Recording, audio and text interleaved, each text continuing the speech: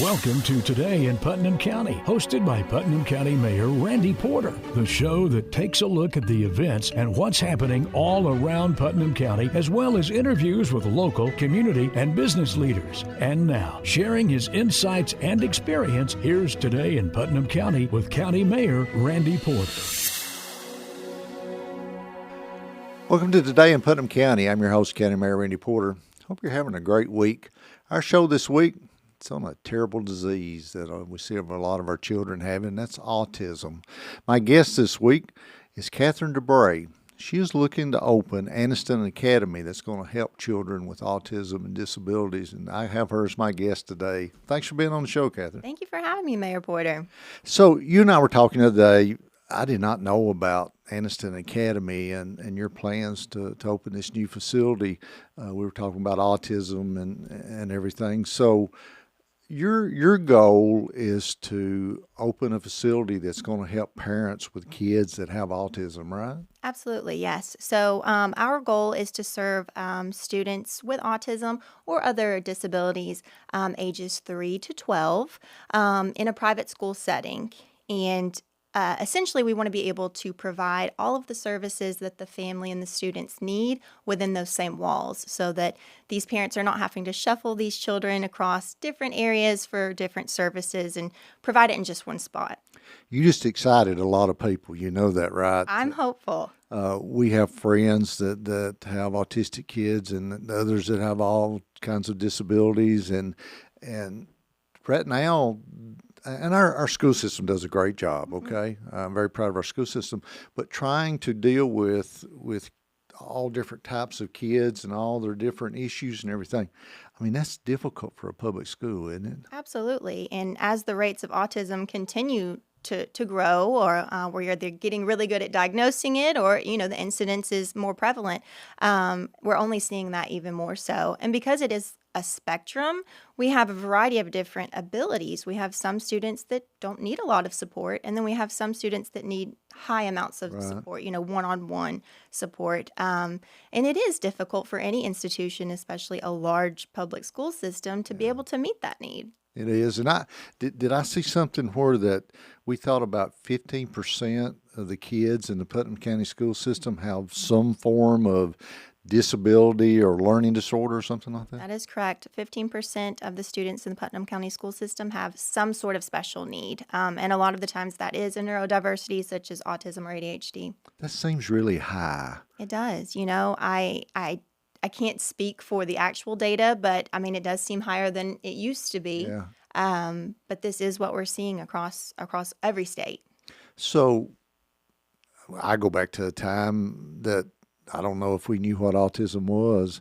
And it really started kind of coming prevalent like the 80s. We'd heard about it, before some, but it seemed like in the 80s it started. And I was looking at some stats. They're thinking that maybe 1 in every 36 1 in every 36 kids have and it's it. even higher for boys. I think it's like 1 in 8 boys, but 1 in 36 overall. That's amazing. It is. It's incredible. Have we figured out anything about it yet, Kathryn? I mean, we think we got cancer and all these diseases out there, and we think, well, we've got to be eating or drinking something or breathing something that keeps causing that. But autism being brain disorder, I mean, is there any data or any studies out there that's kind of led us in a direction of what's causing it? I think you're right on the topic there, but I do believe that there's a genetic component. So my son has autism. He's 9, and we got him genetic testing done. They were looking specifically for 8 markers that they know are highly correlated with autism. So if someone has one of these markers, they likely have autism. They were looking at 8. And when they do these genetic testing, they like to have a parent do it alongside the child. So, and my son is level 2 autism, and that's typically how we refer to. He has moderate support needs. So not low, not high. He's somewhere in between. Right. But of those 8 that they looked for, my son had 2, and I had 6. You had 6. I had 6, and I did not have but you have the 2 that he had. Right. So he must have gotten it from his father. Right. And so it really gave me pause. That was a few years ago, to look back and think, okay, so this is something I've been carrying with me, and thus my mom has carried with her. And to you have didn't even passed on. know it. Correct. Yes. So I think, to go along with what you're saying, I fully believe, and research does suggest that, the things that we're eating, we're breathing, and all of these types of things are actually changing our DNA. Right. So it's having long-lasting effects that we're seeing transcend into other generations. That's so. In the way that we're thinking now is that this could be hereditary, and it passed down from generation to generation, but it doesn't mean because it's passed down in the genes that that person may have autism. It could skip generations. Is that the way we're looking at it now? I think so. And, when we pinpoint it back, and I kind of look at my history, I did present very similar to my son in a lot of respects. But I think one of my limitations, for example, is I don't have any leisure skills. So all I know how to do is I like structured things. I love to work. I love to go to school. I have a doctorate. I'm getting an MBA. I don't even need an MBA. I just like to go to school. I don't know how to relax. You're rare there. And so my limitation has been very functional for me. And so when I kind of look into, okay, maybe there was some with me that it wasn't as common back then, and girls present differently with autism than boys. They typically engage in pretend play. They're a little bit more social. So we just don't see it as much. We're talking with Kathryn DuBray. She's an expert in my mind on autism. She has a son that has autism and is looking at opening Anniston Academy. That's going to be a private school to help kids with autism and other disabilities. So to talk about when your son was born, how long was it before you realized that he had autism? Thank you for asking that. So I always get very emotional when I think of this, but he was 6 months old, and his 6 month, so his half birthday, as he likes to call it, is actually on Autism Awareness Day. Yeah. And it was on that 6 month day, and I was looking into his eyes, as one does with their baby, and I could feel that bonding, like we were bonding so closely. And then all of a sudden, he diverted his eyes, and something like sunk in my stomach, and I thought, I don't like that he didn't want to look at mommy's eyes. So I kind of pulled his little face towards me, and he was avoiding eye contact.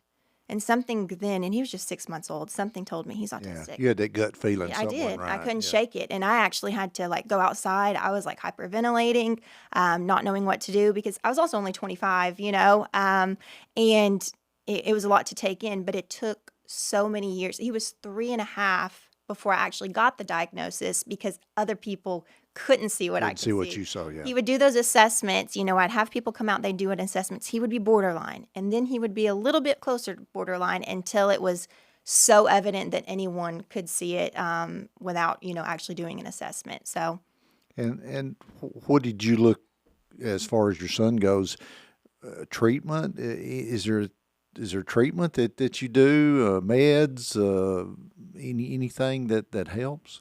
I have probably tried everything on the market, or, I've gone down rabbit holes of all different types of things. I know that the main therapeutic modality, is applied behavioral analysis. And that is a therapy treatment that we're really focusing on the behaviors that we're exhibiting. Mm-hmm. And that is something that he started when he was around 4 years old, really trying to help him control some of his obsessions, his compulsions, and learn some more pro-social ways to behave in the community and at home.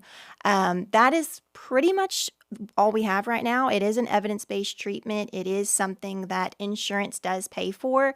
It's not the best. It has its limitations for sure. But that's typically what we are met with. And because no one knows for sure why our children have this condition, or there is no cure, we're kind of like the final frontier here, where, it's the Wild West. I'm very fortunate that my physician is willing to try things out, In fact, my son was going 3 full days at a time without sleeping, not 1 ounce. Wow. And he was only 3 years old.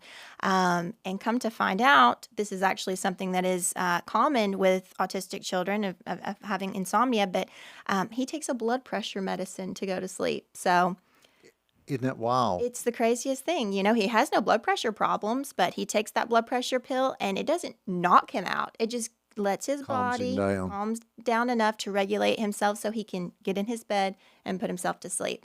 And Wow. we've never had to increase the dosage or anything. So that's what I mean. It's just we're Trial playing. and error. It's trial and error, yeah. Yeah. We're talking with Kathryn DuBray. She is looking at opening Anniston Academy. It's going to be for kids with autism and other disabilities. We're excited about having that here in Putnam County. We got more with her, but we got to take a break. Stay with us. And now back to Today in Putnam County, hosted by Putnam County Mayor Randy Porter. Welcome back to Today in Putnam County. I'm your host, County Mayor Randy Porter. Our show this week, it's about autism. It's a disease or disability that's affecting 1 out of every 36 children is the data that we're seeing. We have Kathryn DuBray with us today. I think she's an expert in the field, so much that she's about to open Anniston Academy here in Putnam County. That's going to be a private school to help children and parents with autism and all kinds of other disabilities. Kathryn, we were talking about your son. Was he 8 now? He's 9. 9 that has autism. You said he's kind of moderate in the middle as far as the level of disease. What's a normal day like with your son? I mean, is it everything kind of normal and just little stuff, or I mean, how does his normal day work out?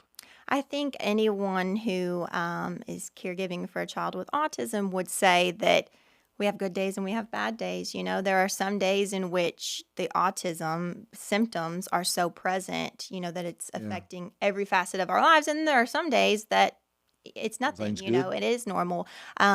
He is very much a routine person. He very much likes that. So if we do have a skew in our routine, that's when we have some issues. But a normal day, so he actually started kindergarten during the pandemic, which was online, right? Yeah. Everyone was doing online at that time. So because he is a creature of habit, he has wanted to continue that even after school was in person again. So he does online school in the mornings, and then in the afternoons, I take him to his therapies. But again, sometimes I've even thought of like, what is causing the symptoms to be so profound today? Why is he having such difficulties with his functioning today? And I'll look up barometric pressure or, just anything that is there a full moon? Just what could be impacting them, because it's not communication is something that he struggles with, especially expressive. And so it could be a number of things, and he's just not telling me. And that's just the way that it goes. We kind of have to trial and error it, but a routine definitely helps as long as you can stick to it. Stick to it day to day. Uh-huh. I was looking at your background, your bio. I mean, you got a bachelor's and master's from Tennessee Tech, doctorate in social work. You worked as a mental health therapist and a consultant for medical and behavioral health agencies. You're currently working for the state with the mental health and substance abuse services. I mean, you got a unbelievable education background, and then great job. I know it's a tough job working with state. What made you want to start Anniston Academy? I mean, was there something clicked, or was it your son? What made you want to do that? I think it was a combination, but my co-founder, who could not be here today, Dr. Erin McCowie. We need to give her a shout out too. She was supposed to have been on the show, but she's got laryngitis. She's lost her voice. It's going around for some reason, but yeah, she doesn't have the voice for radio today. So shout out to her. But we met at Tennessee Tech, and our bachelors were in child development. And through that program, you get to see all of the wonderful ways in which we can really provide enriching behaviors and activities and facilities to develop children. And I think it was always in the back of our minds, like, we want to do this one day. We ended up working for childcare facilities in town in undergrad, and would say, well, this is what we would do differently and things of that nature. But then I kind of pivoted and I got my doctorate in social work, kind of became a therapist, and then she got her doctorate in education and really focused in on teaching and then creating curriculums and things of that nature. But yeah, I think also it comes back to, I've been the end user, so I know what is needed in our Yes. community. And I've been able to kind of fine tune what that would look like over the past 9 years with my son. As it sits right now, he does online schooling, and online schooling really, I have to sit beside him for him to do it, That's tough, yeah. He can do his homework independently, but in virtual class, he doesn't pay attention unless I'm sitting there. So, I've also been that person who I've been so fortunate, and shout out to the Department of Mental Health, that I've been able to work from home the majority of his Right. career so that I can be available to take him to those therapies and things of that nature. But I think we just both felt that it was time that we stop dreaming and actually put it into fruition, because I'm not the only mom out there that, has Right. experienced this, or parent in general, or caregiver. And we do a lot in our community for our students with autism, but in Putnam County school systems, that therapy, that modality that I was telling you about, applied behavior analysis, we don't allow that in the school systems. And most school systems don't. Yeah. But the issue is that you either have to take your autistic child, if you want your child to be enrolled in this therapy, which again, it's really the only one we have right now. You have to pull the student out from school, take them over to the therapy clinic. Sometimes you bring them back after a couple of hours, or after an 8-hour school day, they're going after, in the Yeah. late afternoons. Or if you do, like myself, alternative schooling, doing online school so that we Right. can meet that need. And I just wanted to fill the gap to say, all of this can happen in the same spot. And I've always wanted my children to go to private school, just for that more one-on-one attention. But my son's special needs, and I always say, as a special needs mom, I love when someone tells me I don't have the capacity to meet your child's needs, instead of me signing him up and Be then blunt finding out honest. Yeah, Yeah. absolutely. Yeah. But we were meeting different areas of, sports, recreation, schooling, where they just can't meet his needs. And again, it's not just him. And so I thought, someone's got to do it, and because I don't have any leisure skills, Might as well be you. it's going to be me. Yes. So I'm excited to be able to provide that, and just everything, not just for the student. I want to make a big shout out, because my son is 9. He has 2 little sisters. And, I've done a lot of research recently about how the siblings of children with special needs, they almost have special needs themselves because they have a special needs sibling, Yeah. and it's It's a family thing, isn't it? it affects every facet of our family, but it's also a cross they have to bear. Now, I don't tell my 5-year-old that she needs to take care of her brother, right? But she knows that brother's not great in parking lots. He's kind of dangerous. He doesn't pay attention. So she instinctively reaches for him and she wants to hold his hand. Other 5-year-olds don't have to think that way, Right. And so I want to be able to pour into those kiddos too, give them special attention, because they are out there doing more work, whether we mean to or not, than other kiddos their age. And so really giving them the attention they deserve, and also, helping with our families, because if I can find a spot for my son, his sisters can't go. Or if there's a spot for his sisters to go, he can't go. So that means I'm always driving everywhere across the county, with 1 kid over here, 2 over here. And I don't think that's feasible for families. I'd like for everyone to be in the same area, and get all of the services that they need right there. Well, I know our community is excited. Yes. Just the folks that I have talked to about it, they're very excited because, Becky Davidson and that group, they do a great job. But having an actual school daycare kind of facility that knows and deals with autism and the disabilities that parents can take their children to, it's going to be huge. It's called Anniston Academy. We're going to talk more with Kathryn DuBray in this next segment about the Academy, what all it's going to offer, and how you can check it out. Stay with us. We've got to take a quick break. And now back to Today in Putnam County, hosted by Putnam County Mayor Randy Porter. Welcome back to Today in Putnam County. I'm your host, County Mayor Randy Porter. Our show this week is on a terrible disability that a lot of our kids are having. That's called autism. And my guest this week is Kathryn DuBray. She is looking at opening up in Putnam County a new school and daycare kind of facilities called Anniston Academy. Going to be able to deal with the children that have autism and some other disabilities. And Kathryn, we're excited. Can't wait for this to happen. Tell us about it and your plans and going forward and when you think it's going to be open and all those kind of things. Sure, absolutely. And listen, I know that people are excited, Mayor Porter, because you've been giving my number out to people, and I appreciate it. Sorry about that. I love it. I love hearing all the support for people, even if it's not something they want to be actively involved in. They're saying thank you for getting this started. So I need to hear that because this is a lengthy process, and I need the encouragement. But we are starting Anniston Academy, so it will serve students with disabilities and their siblings. That's key, isn't it, That is Kathryn? key. We want to keep the family together because we think that's the most important. And I also think there's novelty in that because most people don't do that, But ages 3 to 12, we're going to do multi-age grouping. So we're going to have 3 really large classrooms, 3 to 6, 6 to 9, and then 9 to 12.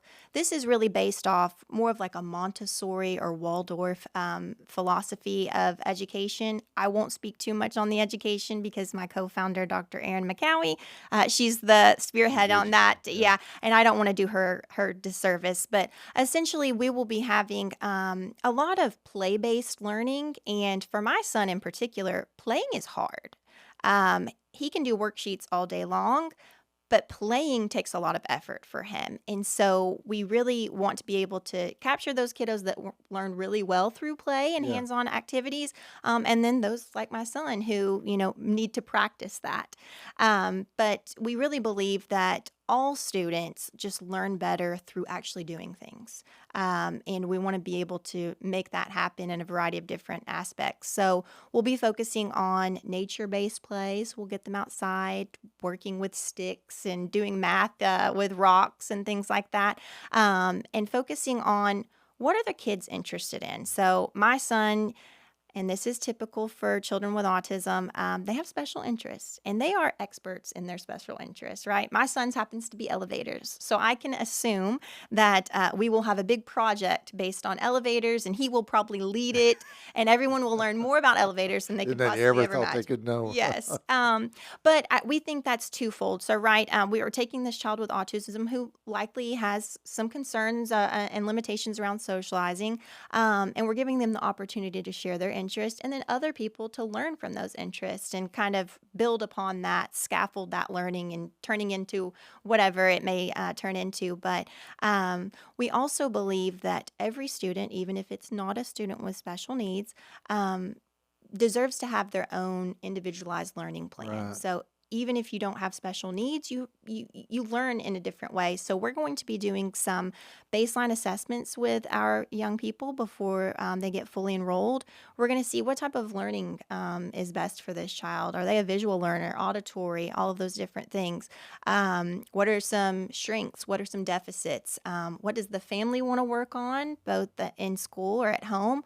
And include that and update the parents accordingly. So it's very individualized. We are going to provide therapy on site, speech, feeding, OT, and applied behavioral analysis. And we're also going to have music therapy. So That's amazing. all in one-stop all shopping. in that one-stop shopping. Yes, because my goal is, and again, I know I've been the end user, so I kind of feel like I have a grasp on what's needed, but I just want to be my son's mom. I don't want to be his teacher. I don't want to be his therapist. I don't want to be his chauffeur, Right. around all of these different places. I just want to be his mom. I want to be able to pick him up in the afternoons and just get to play with him and not think, oh, let's hurry over to this therapy or even trying to, I find myself playing with him and I'll try to like sneak in some of our goals to work on. I don't want to do that. And I want this facility and this organization to really be that for the families and connect the families as well, because I've always said I feel like I'm on, an island by myself. Right. because I'm not in tune with a lot of people who are dealing with the same level of autism that I am and impacted in those ways, and bringing those people together and learning from one another and just venting to one Yeah. another, and that's part of our protocols. So we will be having family and group sessions to get everyone involved and have a really nice little community. So you already got your website up, Mhm. AnnistonAcademy.com. AnnistonAcademy.com. It's a neat website. I was looking at it this morning. How many kids do you think you're going to be able to take? Do you know yet?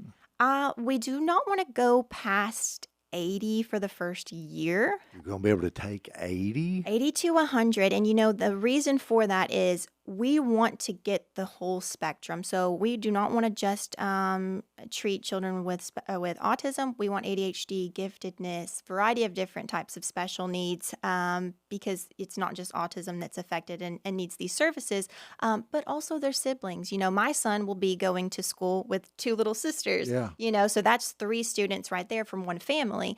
And as I speak to people in the community and put some feelers out there, I'm starting to realize that this is a model that a lot of people are desperate for. Absolutely. I hear that all the time. What's your goal for an opening? Do you know when you're going to try to have the thing open? We will open this August, so maybe September, but Oh, we're this at the end fall. of March. You're Yes. moving fast then. We are, yes. We're in between 2 different locations, but I am extremely thankful that I have had so much community support. There are so many beautiful, wonderful people in this community that even if they don't understand autism, they want to be on the front line of helping in Yeah. some way, in some capacity. There's a lot of families that are looking for help right now, and I think you're going to do an amazing thing in bringing this to Putnam County. We're so glad you are. AnnistonAcademy.com. Check out their website. It's a neat website. It tells you all kinds of things about autism. We got about 3 or 4 minutes left. Let's talk about early detection of autism and other disabilities. That's key, isn't it, to get it detected early so you know what it is and know how to deal with it? Absolutely, yes. And, that's been something that the nation has been struggling with, just because it is difficult to get into somewhere to have that full diagnosis and that full assessment. But I always tell people, if your child is under 3, reach out to Tennessee Early Intervention Services. That should be your first step, and talk with your provider. And if your child is school age, sometimes you can get an autism diagnosis a little bit easier through the school system than you can a medical diagnosis. But early intervention absolutely is key. We want to get these young people diagnosed. We want to know exactly what's going on with them so we can get them that research-based curriculum, those therapies, all those modalities as soon as possible. It will limit the functions of these conditions that really impact them. Being able to figure it out early.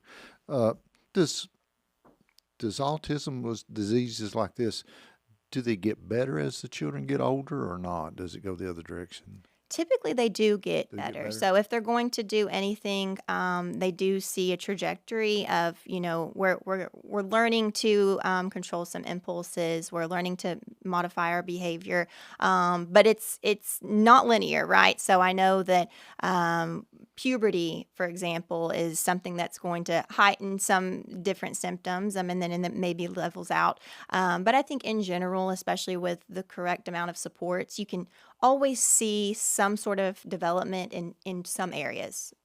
Are you starting a waiting list yet? Is that started yet or not? I think it started right now because you've pointed people to the website. We do have a student interest form on the website, and this isn't just a, hey, I'm interested. I want you to give me information about the child. Do they have any specific diagnosis? Are they in any therapies, or is it just something you're thinking, hey, maybe we need to look into this? Fully available on the site right now, and we can get started enrolling people.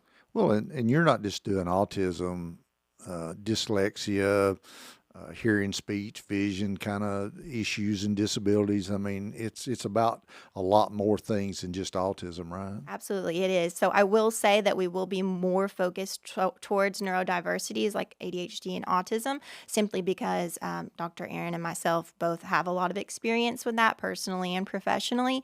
But we want to be able to be a home and a community for all different types of children with special needs and their siblings, because we think that's the most beneficial. And you're offering school during the day, but you're also offering daycare right after school? Yep, after school, and we'll have the after school program and before school program, because I know that, I don't know how most families do it, pick their kids up Yeah. at 3 o'clock. So we will be offering late pickups at an additional cost. And therapies can happen during that time as well. But yes, we'll offer that. We'll offer breaks. We'll offer care during breaks, holiday breaks, summer breaks, things like that, just to be conducive to the families. And I haven't put this on the website yet, but we're considering doing a parents' night out or something once a month, because It's if tough you on the have, parents, you isn't it? have a child with special needs, though, you can't take your child to those traditional parents' nights out because they're too high support. So, Wow. Well, I'm excited. I know the folks that are listening out there that are excited that have children with some form of disability looking for a place, because it's not something that we have now. So keep us updated. We'll keep the word out. So go to AnnistonAcademy.com if you're looking about this. If you have a child that has a disability, autism, ADHD, whatever it might be, get on their list, and hopefully this is going to happen sometime around August or September this year. So, Kathryn, thanks for being on the show. thank you so much, Mayor Porter. Tell Dr. Aaron that we're sorry she had laryngitis. We'd love to have her, but maybe once you get it open and get it going, we'll have you back on the show again. We would love to. Thanks. Thank you. That's our show for this week. Hope you join us every week for Today in Putnam County. I'm County Mayor Randy Porter. May God continue to bless Putnam County. You've been listening to Today in Putnam County, hosted by Putnam County Mayor Randy Porter.